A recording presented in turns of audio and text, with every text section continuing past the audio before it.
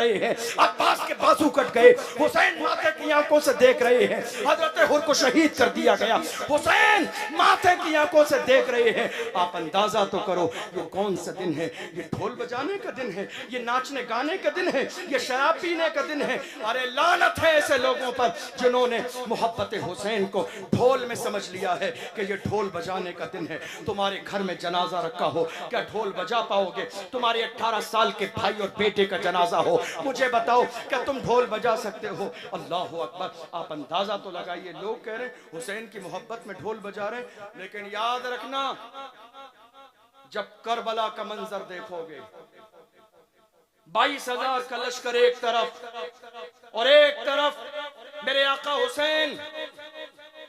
जानते हो ये ढोल था कहां पर? हुसैनियों के पास ढोल नहीं था, हुसैनियों के पास ये तबले, ये बाजे, ये नाचने वाली औरतें नहीं थी। ये ढोल कहां था? यजीदियों के पास, यजीदियों के पास ढोल था।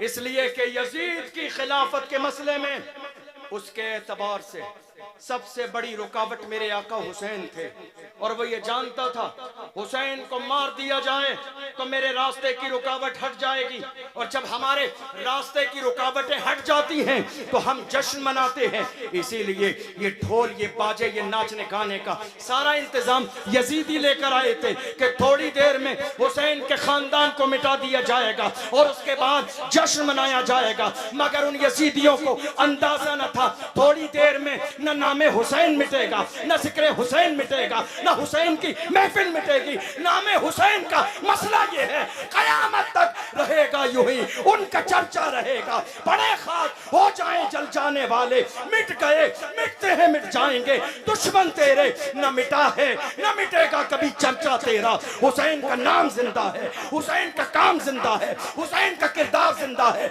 हुसैन की बातें जिंदा है, हुसैन का खानदान जिंदा है, हुसैन की फिक्र जिंदा है, पैगाम हुसैन जिंदा है, हुसैन की माँ जिंदा है, हुसैन की बातें जिंदा है, हुसैन का किरदार जिंदा है। आप अंदाजा तो लगाइए ये ढोल हुसैनी खेमों में नहीं थे, ये यजीदियों के पास थे। हम भी जहाँ के वहाँ भीड़ बढ़ा देते हैं, हम भी जाके वहाँ मेला बना देते हैं, हम भी वहाँ जाके शरीक हो जाते हैं। हम क्या सोचते हैं हमने तो ऐसा नहीं किया, हमने तो कुछ नहीं किया।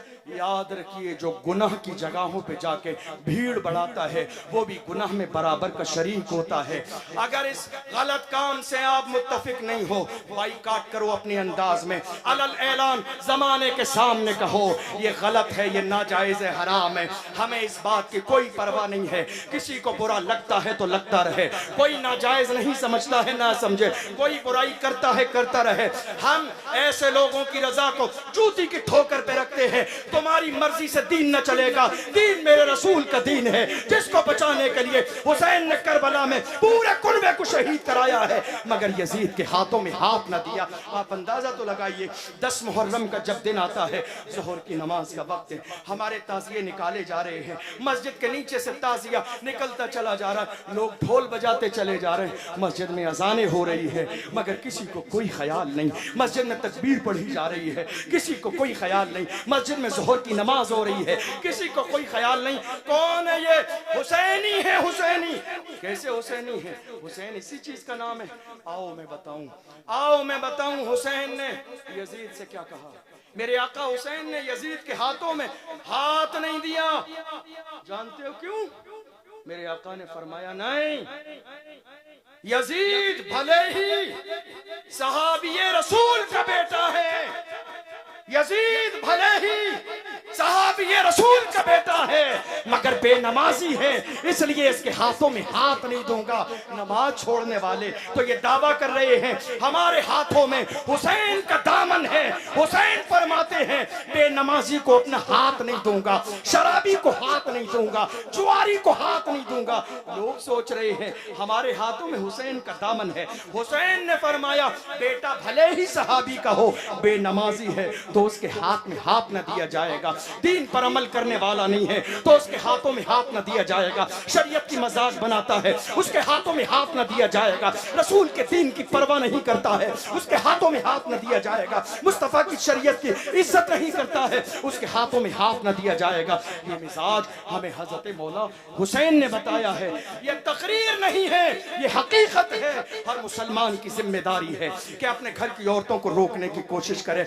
ये मेले का दिन नहीं है, ये घूमने का दिन नहीं है, ये तमाशे का दिन नहीं है, ये आशूरे का दिन है, रोजा रखने का दिन है, कुरान पढ़ने का दिन है, अल्लाह को राजी करने का दिन है और ये दुआ करने का दिन है।